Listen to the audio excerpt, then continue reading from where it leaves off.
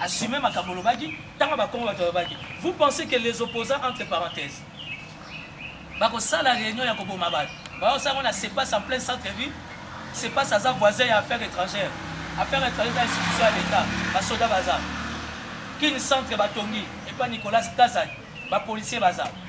Vous avez les palais de justice, vous avez à deux pas la présidence de la République. Des opposants, ils se réunir à 0 pas de la présidence de la République pour faire la réunion, comment pour ma population. Et ça manque à maturité, et ça manque à professionnalisme. Il y a moi, il ne faut pas mélanger les gens.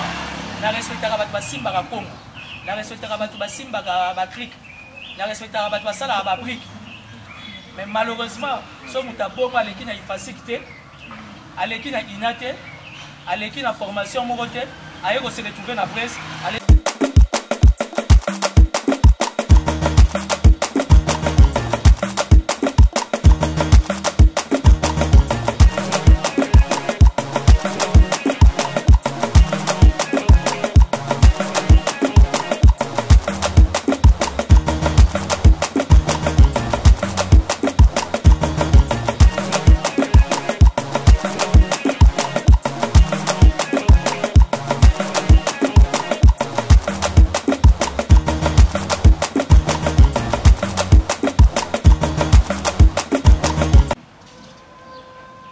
Je suis Monsieur le Noir, efficace Timothée.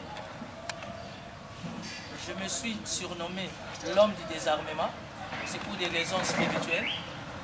Les amis m'appellent Koimoban Ilombe. Et entre les amis dans les milieux politiques, ils m'ont surnommé les paraclés des Fachi. Si je vous ai invité, c'est pour que la presse et moi, ou encore la presse et nous ayons le temps d'échanger. Mais je crois que notre discussion se passera en frangala.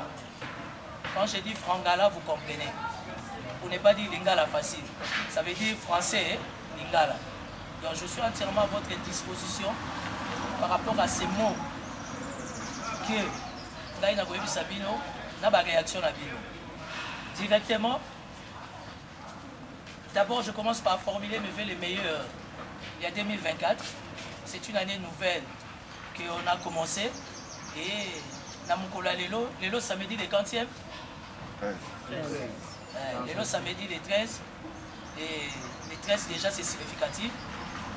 Les amis et moi, on avait jugé bon de communier avec vous la presse. Raison, il y a communication à Bisso et Longona Bino et Zanine. Depuis la campagne, Toyo Rangango effective à partir de comment vous appelez, il y a publication provisoire, il y a cours constitutionnel le 31 décembre 2023. Alors il nous a eu une idée. Il y a pour vendre entre jeunes, il y a pour créer les fronts de jeunes pour les sursauts patriotiques. Tout ça, entre parenthèses, FGSP Fachi 20. Et aujourd'hui, Bisso, la jeune, dans le cadre du sursaut patriotique, Topesi Fachi 20 comme il y a champion. Nous ne voulons pas faire les discours comme tout le monde. Nous ne voulons pas être dans le populisme. Nous ne voulons pas être dans le sensationnalisme. Mais nous estimons qu'aujourd'hui, la République démocratique du Congo, ils en ont besoin d'un sursaut patriotique. Pourquoi sursaut patriotique?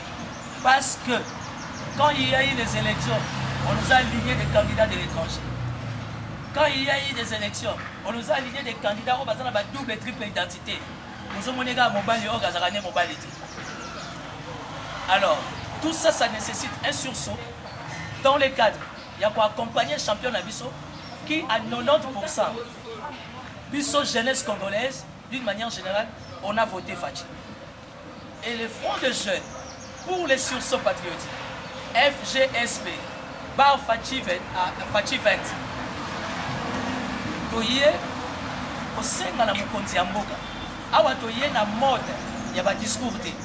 Awa toye na mode, nous, au boyete. Awa nous voulons faire les choses à notre manière et simplifier les choses. Tout ça, les front wana, pour la Mukonzi Amboka, deux choses. La première des choses, eza que tozozela après prestation ya serment par rapport à respect à texte dans la loi il y a République démocratique du Congo toyebi que chef d'État il faut former un formateur et nous attendons que l'informateur a outa na couche ya jeunesse parce que ce que je sache un formateur sera toujours accompagné de 2-3 adjoints mais nous voulons que l'informateur a outa na kati ya jeunesse. Je ne parle pas de la jeunesse, il y a pire petit dans ma pire vieux. Oh, il y a pire petit à Fachi. Il y a pire petit à Jean-Pierre Bemba. Il y a pire petit à Vital Kamere. Non. Ici, nous parlons d'une jeunesse choisie par la jeunesse. Je sais qu'il y a beaucoup de mouvements de jeunesse. D'ailleurs, c'est la raison majeure pour essayer que beaucoup soient date, il y a consultation à la jeunesse. Et de deux, nous demandons au chef de l'État qu'il y ait un quota de 25% dans le cadre du gouvernement, il y a deuxième mandat, il y a jeunesse. Tobima qui n'a pas à Moï, Tobima qui n'a pas à Moula dans ma province, nous avons voté Fachi. Et j'estime que au Balbagana Lopoto, redevabilité oblige. Donc, le chef de l'État a besoin de nous. On a répondu à son appel. Tu peux signer 73%. Et Bissopé, tu as dans la Mkonzamboka. Et que 25% à côté de la jeunesse, ils allaient respecter. Ceux qui ont maman, ils allaient respecter. Ceux qui ont personne vivant avec handicap, ils allaient respecter. Pourquoi pas la jeunesse dans son entièreté, ils allaient représenter. Ça veut dire, si au conditionnel, nous aurons 45, nous aurons 50 ministres, mais ça a été, tous à la tête à 10, 15 ministres, où ils sont jeunes, il y a toute tendance profonde. Pourquoi pas vous avez un ministre de la jeunesse, où ils allaient un ministre de sport, où ils allaient à soumettre à judo, à soumettre à karaté, à soumettre un champion, il y a handball, à champion, il y a basket. Vous comprenez? Le ministère du tourisme, et puis le ministère des affaires foncières. Et ça, le ministère m'a fait beaucoup de jeunesse, parce que jeunesse avec la modernisation, partout dans le monde, ça veut dire qu'on ne peut pas vendre n'importe où. Le ministère de l'urbanisme et habitat, il faut donner à des jeunes qui ont beaucoup d'énergie, qui ont beaucoup d'idées. Vous comprenez? Nous ne voulons pas de la jeunesse, il y a pire petit, mais nous voulons une jeunesse, on va se consulter, même mémorandum et pas chef de l'État, et chef de l'État comme étant père de la nation, à Salinini, à Kokisi pour ça, il y a jeunesse. Donc, l'objet de cette rencontre est là. Je n'ai pas besoin de me répéter les mots. Pour votre information, il y a une création, il y a front de jeunes pour les sursauts patriotiques. FGSP, Fachi va être en site. Pour retourner à ce statut règlement, oui. Nous avons déjà un corps juridique qui travaille sur ça. Nous avons déjà un corps administratif, c'est la juridique, c'est ça, autocote à la légalisation. Mais ton côté, il y a mon esprit, il y a jeunesse, tu as déjà pour s'annoncer que tout ça. Nous avons que tout ça. Ma service à sécurité, il y a que tout ça. Politique à la République démocratique du Congo, il y a que les jeunes bazar. Toyé, et toyé, et toyé. Nous allons pour un champion à Bissau. Je vais chuter. Fachi a besoin des idées. Fachi champion a besoin des hommes. Nous, le Front des jeunes pour les sursauts patriotiques, nous avons des idées pour mettre à disposition du chef et nous avons des hommes. Nous sommes les hommes, nous sommes là. On ne peut pas accepter en plein 21e siècle, 3e millénaire, Tata Morotoye Baye, excusez-moi, toko ta la guerre, na baboti biso pour politique état dans mes arrêtés. Azalaki na Kasavu, ayena Mobutu, ayena Musée, ayena Raïs, les lois sont sur la Fachi, on est comme il mabe. Et ça va tout le bazana fonctionne en Bogo depuis na zaga na coupé. Tina komi na CEO, tina komi na Silisi, tina komi na université, tina bandi vie professionnelle. 21 ans dans les milieux politiques, Tata wana zalaka en fonction. Ça veut dire que nous ne donnons pas la chance à notre République. Étant un État démocratique, au nom de la démocratie, il est permis aussi qu'aujourd'hui, la voix de la jeunesse est madame. Fachi a besoin des idées, il a besoin des hommes. Bisso, le Front des jeunes, pour les sursauts patriotiques, Toyeli Fachi, idée, et puis Omango, Bisso Yoptoza. pour tous les gradués, tous les licenciés, tous les coopérants, tous les chailleurs, donc ils sont tous. Voilà, c'était ça mon mot. Et là, je suis, ou encore nous le Front, nous sommes entièrement à votre disposition. Ou encore conseil à jeunesse, j'estime, avec l'initiative, il y a Front des jeunes pour les sursauts patriotiques, ils peuvent venir vers nous. Ils peuvent venir vers nous. Parce que le rassemblement, les jeunes sont des politiciens. Or, tu ne peux pas être hors jeu ou se retrouver dans le cadre AG. Parce que plus on peut à notre niveau, il y a déjà un département qui travaille sur ça. Dans le cadre de l'organisation, pour nous taper en contact avec un mouvement sur les jeunes qui est reconnu au niveau de la République. Raison pour laquelle, comme disait, comment on appelle, comme disaient les modérateurs, on a profité au travers la question à Mme Irachou pour dire que jeudi, le 18 janvier, ça se passe, il y a un rassemblement des jeunes. Ici, rien que le comité. Ça veut dire le comité des étudiants, le comité des jeunes entrepreneurs, le comité des mouvements associatifs, le comité des jeunes des partis politiques. Ça veut dire aujourd'hui, au Lingo Lingate, notre front, ils ont soutenu évidemment le chef de l'État, notre champion, et puis Fathiaza, chef de l'État, il y a pouvoir dire. Fathiaza, chef de l'État, il y a tous les Congolais, y compris évidemment les opposants. Parce qu'à tous les opposants, à tous les pouvoir aux annales, aux annales congolais. Alors, nous sommes jeunes Toyanan. D'ailleurs, on a refait la parenthèse rapidement. Nous avons réglé ma casse. La plupart des jeunes au bazar en opposition, très efficace, malheureusement, va postuler. Pour la ligne, entre guillemets, à niveau opposition, papa va même jeune à l'ONG, jeune va postuler, et l'électorat n'a pas besoin de téléngana Karaboué. Ça, c'est une maladie que le Front des jeunes va combattre. Et dans le cadre des sursauts patriotiques, tu peux être un opposant jeune, tu as des ambitions, tu as le droit de postuler. Tu peux être un opposant jeune, dans le cadre d'un gouvernement démocratique, tu as le droit d'être nommé. Il y a un peu à la combat la mission.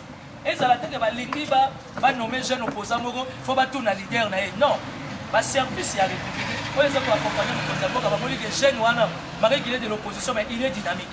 Pourquoi ne pas repérer ses fonctions? C'est ça notre combat, madame. Alors, le vendredi 19 janvier, toujours à CEPAS, à partir, il y a évidemment 9h jusqu'à 16h. Nous invitons les comités. Il y a l'église des réveils. Un comité, il y a l'église kimbangiste. Il y a l'église à musulmans. Il y a l'église orthodoxe. Les mouvements citoyens, comment vous appelez ça? Il y a un comité, il y a la jeunesse, il y a l'église Nabiso. Nous invitons aussi comité, association à Quado. Association, il y a maçon, il y a maçonnerie. Tu es la religion. Mais comité, il y a maçon, il y a comité, il y a menuisier, comité, il y a charpentier, comité, il y a vendeur ambulant.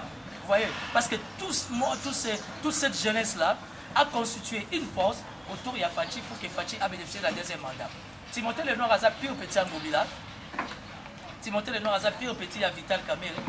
Timothée Lenoir a pire petit à Linguette. Timothée Lenoir a pire petit à Nani. Comment vous appelez? Il y a Nicolas Kazali, j'aime beaucoup l'appeler tonton Nico. Timothée Lenoir a pire petit, il y a mon officier supérieur, ma patron de la sécurité. Au finish, Timothée Lenoir a pire petit à la République. Parce que Batouana Nyon sont diriger la République. Soko Lingo Kende, il faut Zalana Bango. Mais cela ne nous empêche pas, pour Zalana Bango, nous sommes tous à l'initiative, où ils ont joué génération Nabiso. Parce qu'il faudra qu'on se le dise, notre génération est sacrifiée. Pourquoi ils ont sacrifié? Parce qu'on a tout le temps derrière la vie. Ok, demain, plutôt aujourd'hui, avec la vision des Fachi, avec l'état d'espoir Moukonzamboka, Bisso jeunesse et toutes les couches, on peut être unis. Bisso Peto Zwanzela Nabiso, le plus important, c'est aider la République à aller de l'avant. Voilà. Pour soutenir Fachi 20, vous bien champion. Pensez-vous que votre opposition, toute jeunesse, opposition, vous avez que ça devient la carte. Pourtant, vous avez ici jeunesse. Au Sangisi, jeunesse, jeune nyonso, au Tangi, parti.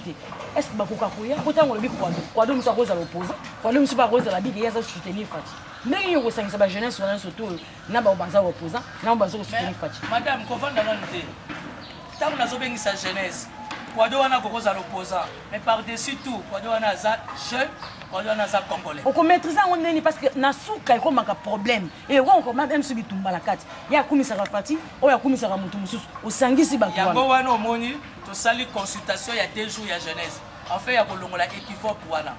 Nous soutenons les chefs de l'État pourquoi? Tous soutenir Fachi 20 pourquoi? Parce que tous conscients que composition il y a campagne dernier samedi ba candidat président. Mindele ba tshela biso moi ba sende belé wana. Mais les souhaits à Congolais, na kati ya business, na kati ya COP na ye, eza kimia. C'est pour la première fois en République démocratique du Congo, depuis le départ de Mobutu, to vivre publication de l'équipe na kimia. Et l'équipe na charte, et l'équipe que soldats, les militaires se sont déployés, mais la police s'est déployée comme il a l'habitude de se déployer parce qu'il faut sécuriser les personnes et leurs biens. Dans le Carrefour, sur la police a télémaranaï. Donc, nous sommes un signe significatif. Nous avons la jeunesse et l'opposition. Nous avons la jeunesse et le pouvoir. J'estime que Bissot Nyonso, tous un président Moko, qui provisoire, cour constitutionnel a confirmé, les 20 ont prêté serment, au lingo lingate, aux aga Mwananda. Et le but est que ceux qui papa a gagné l'io, papa a payé punition, n'a l'ongwe papa. Donc, moi j'en appelle à une prise de conscience. Et l'autre, il y a Fachi 20 et Zoki Samité Mabatoute. Mais quelle est la jeunesse d'aujourd'hui? On est poussé à Pongi samedi 13 janvier 2024. Madame Rachou, nous avons besoin d'un sursaut patriotique. Tokutani na yo na ba province belé donc na musalano na pe na kema kamnanga ya politique. Et sengote ndenge voyager na kimia. Et c'est au sali musala na yo. Okendele makamba politique, moke kutana na batamaini, oke kutana na ba coopérant, oke kutana c'est ça la beauté d'un état. Et ce qui peut faire un état c'est la paix. Tolia que mais le pango ça la clôturer. Vous comprenez? J'estime que même dans les opposition, au bas suite, ça peut la souci moko. Sur la salle politique d'Ambo, il n'a pas besoin de la posani. Alala. On se dit to. Akena Israël a tout na Gaza, ba to ne qui misara poni. Surtout dans l'âge na ba 60 70 voilà. Na émission pongé qui m'a ramutako kendepe. Donc aujourd'hui, au travers la politique, il y a Fachi 20 qui m'y est. Alors, ma jeune bataille la Congo a fatigué. Mais bataille la sursaut. Puis là, il y a Malcolm X. Bataille la sursaut. Puis là, il y a Martin Luther King. Bataille la Mabélé. Bataille la sursaut patriotique. Puis là, il y a Nani, comment on appelle ça? Il y a Madiba. Il y a Nelson Mandela. Parce que tout le monde comprenait que l'Afrique du Sud doit être sécurisée. L'Afrique du Sud doit être protégée. Tendance confondue. ANC, Onan, Bissonios, tout ça, les Sud-Africains. Et là, il y a intégrité territoriale. C'est ça l'objet. Il y a création, il y a front de jeunes pour les sursauts patriotiques. Sursaut, ils ont la tendance politique. Sursaut, ils ont la mabélé. Mais le cas mabélé est géré par un coach, par un champion. On fait avec. Pour la ceux qui sont des continuités les noirs, autant la pénale caméra. Le bas pénal pour les la montée maintenant mobile. Sursaut patriotique. La jeunesse congolaise. Parce que là, on a commencé à Kinshasa. Après les 2 jours de consultation, nous déposons notre mémorandum. Chef de l'État prêté serment pour qu'il dise les zones normales, pour le Congo central, pour le Grand Bandundu, après tu vas voyager. Le sursaut patriotique, c'est prendre les choses à bras les corps. L'avenir du Congo, c'est nous les jeunes, c'est vous et moi. L'avenir du Congo, ce n'est pas Fachi. L'avenir du Congo, ce n'est pas Katoum. L'avenir du Congo, ce n'est pas Fayoulou. L'avenir du Congo, c'est toi et moi, et c'est maintenant. Alors, les sursauts, et local, c'est ça, tu battes la mabélé. Tu battes la lupangu na biso. À tes lupangu, il y a chantier si vous voulez, mais ça, il y a biso. Alors, on a 4 lupangu na biso. Comme nous sommes des Bantous, les Africains, tous en foyer, tous en famille. La foyer, la famille, on est responsable à Zamoko. Eux, ils allaient me Konzamboka Fachi 20. Ça veut dire que tu peux être un jeune de l'opposition, tu peux venir. On a besoin de tes idées. Et quand nous allons récupérer notre quota de 25%. Pourquoi ne pas mettre un jeune aussi au sein du gouvernement? Il est de l'opposition, mais c'est un jeune qui est très dynamique. Et ça va motiver. Ça va être une première fois. Dans la vie, il faut toujours commencer par une première fois. Voilà. Gradi. Mon tour dans l'anga est arrivé. Comme la vidéo, mon frère Kotambola, na téléphone à Bissot. Mon a été mon confrère. A matali insécurité. Ils allaient pour nous savoir pour la mboka na Bissot. Ba réunion pour ça la marque était ba kuchaiki. na kati na mboka na biso. Et ntango makambo wana esalamaka tomonaka bautilisaka mingi bajeune mpona kobimisa bango kosala bamakambo wana. Alors yo ozali moto oyo otie mpe liso na yo likolo ya bajeune na message wana ekotambola malgré tolandi mpe bandeko ya sepasse badementir information wana. Mais na mai nyonso wana esalamaka soki makambo ekosalama bazozwa jeunesse bakobimisa bango. Yo liloba nini oyo kokotalisa na bajeune nyonso e na kati ya makambo oyo kosala oyo tali bajeune estce bandeko mpe ya bombe bana esika na bango nde mituna wana na nde? Bon, je vais répondre d'abord rapidement à Bandeko ya Bombay, Bandeko ya Akenge, Bandeko Oyo Babetaka Noir. D'abord pour commencer, c'est une infraction. À part d'abord du fait que ça a d'abord plaisir, les infractions. Et puis de deux, Bandeko Ana par-dessus tout, ils sont humains. Ils ont besoin d'un encadrement. Ils ont besoin des gens qui vont braquer attention pas na bango, baza bato. Yango na tobali on a biso moko jeunesse intellectuelle to poti sa racine et puis to va comment récupérer parce que la carte il y a fond de jeunes socio patriotiques. Nous sommes en train de constituer des départements. Nous avons des jeunes très dynamiques, responsables. On va quitter à peine à niveau wana ya c'est ngai moko d'abord na solana mutu nyonso à tous les niveaux na ba master ba na nguba na ba master siré na ba master ba bombe malgré nga na okoka ngote parce que la poitrine nga na okoka bombe te. Donc, au fur et à mesure que tu vas récupérer bango. Nakendaki na assistant nangai azana kati ya délégation awa. Tokendaki na yena sepasse les deux. Je suis allé me renseigner la sepasse pour la location. D'abord pour commencer, on a trouvé personne. Sepasse to kuti muta sécurité. Il y a G4S, G4. G4 félicitations et sa meilleure agence, il y a gardiennage en République démocratique du Congo. J'ai vu ça au Grand Katanga, j'ai vu ça dans Congo central, j'ai vu ça partout dans ma province, donc G4S, G4, et sa meilleure agence, il y a gardiennage, il y a sécurité. Ayebi singa ina assistant nanga. Alobi awa, bato bakenda congé, na sepasse. Aucun bureau y a sepasse, c'était le 2 janvier. Entre le 2 ou le 3 janvier, j'étais avec mon assistant, Azana Katia Goupa. Alobi jamais awa mutu azo fonctionner. C'est pas à reprendre Moussala le 8 janvier. Mais d'après le communiqué de CEPAS, alobi que non, opposant à ça qui réunion le 6. Certainement c'est une réservation qui a été faite bien avant. Vous savez, moi je respecte beaucoup la presse. Moi je respecte beaucoup les corps des médias. Dans ça l'effort, on a la sagesse, la maturité pour répondre à la question. Naza parmi les jeunes, il y a Mboka Oyo. On a fréquenté tous les décideurs. En commençant par les décideurs sécuritaires. Ce qui veut dire que Naza informé dans ma Kamwebele. Mais il y a l'élégance, il y a l'éthique, il y a la discipline, il y a le savoir-faire. Les questions sécuritaires, on ne les traite jamais devant caméra. Les services de sécurité ont besoin de journalistes, ont besoin de sirènes, ont besoin de Banangouba, dans tous les services de l'État, il y a tous les services privés, les services de sécurité, parce que nous sommes un État. Nous devions être sécurisés et protégés.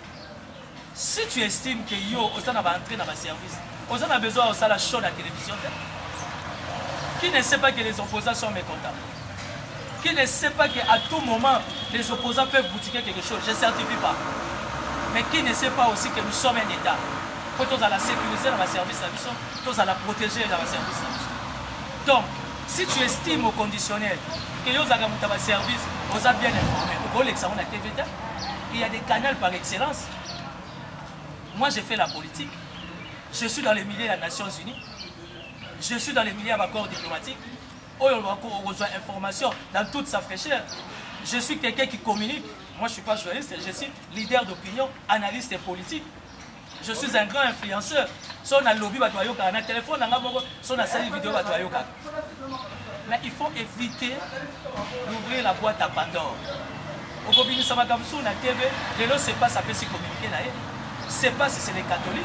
Nous ne voulons pas mettre les pouvoirs en guerre avec les catholiques. Non. Toleki déjà est à Boana. Catholique, je suis chrétien catholique. Quel que soit le on a gogolata. Nazana ragote. Ouais. Mais na kenda l'église aba dadi ba bengisinga na ye na fukami dadi assemblée ngai. J'ai 3 pasteurs malgré que je suis catholique. On va prier pour nanga. Pasteur Tambo Lukoti. Pasteur Solinge depuis na nord benga ye to so na téléphone manga oyamba ngate. Na ba te poni rockman akima ngai. Pasteur Sony Kafuta to solaka bien na WhatsApp. Il me pose des questions, je réponds. Plusieurs fois, il dit Pasteur Sony Kafuta yambanga. Obonde la pona nga ye mo ga dingaka te. Mbokele. Pasteur assemble la pona nga pasteur Tambo. Pasteur Ami Bala assemble la pona nga c'est le pasteur Walesa. Malgré que je suis chrétien catholique. J'ai le privilège de ne tina ndak ya kabundu Walesa. Encore nga mutami sur ma case. Tango na ye na fukami na zu bénédiction, na zu susu mo eloko. Yange tambola bon. Pasteur Ami Sato assemble la pona Timothée le nom bondi maté. C'est le général Christian Chiwoli. Bolanda qui chef d'état-major général était sous Canada. Soka tio loboko ozaki di bokoi. Mais souvent avantage à l'eno so tio loboko on y a tio lipambo lifo ni atepe carburant et tambola bon. Donc ça veut dire que quand je cite les noms, vous comprenez déjà à quel niveau je peux avoir de vraies informations. Mais je ne peux pas les dire devant caméra. Tout ça la souci intégrité territoriale. Chef de l'État lobby toujours qu'il y a une campagne, toujours qu'il y a une élection. Mais nous avons un souci, il y a un est. Biso auto ngara Congo, photo za na souci ya bande on a biso est. Ya mala madame ça va pour limiter devant caméra, faut que balola bulongo. Okoki ko pelisa moto sans le savoir. On le que j'étais là, j'assume. Si on a minute bazo bengisa yo, assumer makabolo bagi, tanga ba Congo ba bagi. Vous pensez que les opposants entre parenthèses bako ça la réunion ya kobo mabad. Ba ça on a c'est pas en plein centre-ville, c'est pas ça voisin et affaires étrangères. Affaires étrangères dans l'institution à l'État, ba soda bazar. Qui centre Batongi et pas Nicolas Kazan, ma policier bazar. Vous avez le palais de justice. Vous avez à deux pas la présidence de la République. Deux opposants, va se réunir à 0 pas de la présidence de la République pour faire ça la réunion comment pour ma population. Et ça manque à maturité. Et ça manque à professionnalisme. Il y a moi, il ne faut pas mélanger les gens. La respecter à Batba Simba à Congo. La respecter à Batba Simba à Batrik. La respecter à Batba Sala à Babrik. Mais malheureusement, ce moutabo à l'équipe a facilité, à l'équipe a inaté, à l'équipe a formation moroté, à eux se retrouver dans la presse, allez-y comprendre les dégâts. Donc reçu réponse. Les jeunesses toujours manipulées, message non, justement, la jeunesse congolaise a toujours été manipulée. Tu as tout à fait raison. Les amis, aujourd'hui nous disons non. Nous avons 50 ans à Zad. Nous avons 45. Nous avons 50 ans à Zad. Thomas Sankara, il était leader à quel âge? Martin Luther King, il était leader à quel âge? Malcolm X a mené son combat. Lumumba était premier ministre à quel âge? Aujourd'hui en France, il y a un premier ministre qui a 34 ans, qui a 36 ans. On peut dire tout ce qu'on peut dire, il est homo, bref, c'est sa vie privée. Mais nous, on a déjà plus de 40 ans. Ça veut dire qu'on peut changer les choses. Moi, j'ai fait un rêve. Et que Fatih a fléchi la demande de la jeunesse. Moi, j'ai fait un rêve. Comme Martin Luther King. On retrouve 7 à 10 ministres. Bah, où la jeunesse nulle part. Au mot qu'il est évité, bah, il peut rebooster les choses. Et c'est faisable. Voilà. Question. Pardon, Yabassi Amibali, merci d'avoir répondu à notre invitation. Ce qu'il faut éviter dans la vie, non? Ils sont jeunesse à l'élo, il y a 2024 et tous à nous. Parce que 2 vaut mieux que 1. Si vous avez un Simbati. Donc, tu sais, merci. Tu peux suivre le numéro, il y a contact. Les journalistes, c'est beau faire traverser le numéro à contact. Et ça, appel normalité. Pour monter à la l'aise dans sa communication. Et ça, appel à WhatsApp. Il y a des mécontentement belé. Bakobenga bakofinga gloire à Dieu tolinga bongo ba o pe ba ko soutenir biso to zawana nous sommes au plus 243 97 433 99 99 nous sommes au plus 243 97 433 99 99 le Front des jeunes pour les sursauts patriotiques FGSP Fatih en cycle organise ou encore appelle la jeunesse à 2 jours de consultation de 10h à 16h. Donc, c'est pas ça qu'à 17h à Possi, c'est pas ça qu'à 16h. De 10h à 16h. jeudi 18 janvier, on va recevoir rien que les comités. Le comité des étudiants, le comité des jeunes entrepreneurs, le comité des mouvements associatifs et le comité des jeunes des partis politiques. Vendredi 19 janvier, toujours à CEPAS, de 10h à 16h, on va faire violence. D'ici lundi, vous aurez encore la confirmation, il y a un message. S'il y a un changement, on a les moyens de bord pour se démerder, en fait d'en faire encore une large diffusion pour qu'il y ait modification à programme. Mais quant à ça, le programme ne change pas. Vendredi 19 janvier, toujours à CEPAS, nous invitons les comités de jeunes des églises de réveil, l'église des musulmans, l'église des kimbanguistes, le Guado, les menuisiers, les maçons, les vendeurs ambulants, les églises des noirs, l'église orthodoxe et les mouvements citoyens. Nous n'avons pas voulu que les mouvements citoyens n'aient pas parti politique au Kouta. Pour que nous puissions rater. Il y a un mouvement citoyen qui est vendredi, les jeunes dans la parti politique qui est jeudi. Et tout ça, c'est un comité de 5 au besoin.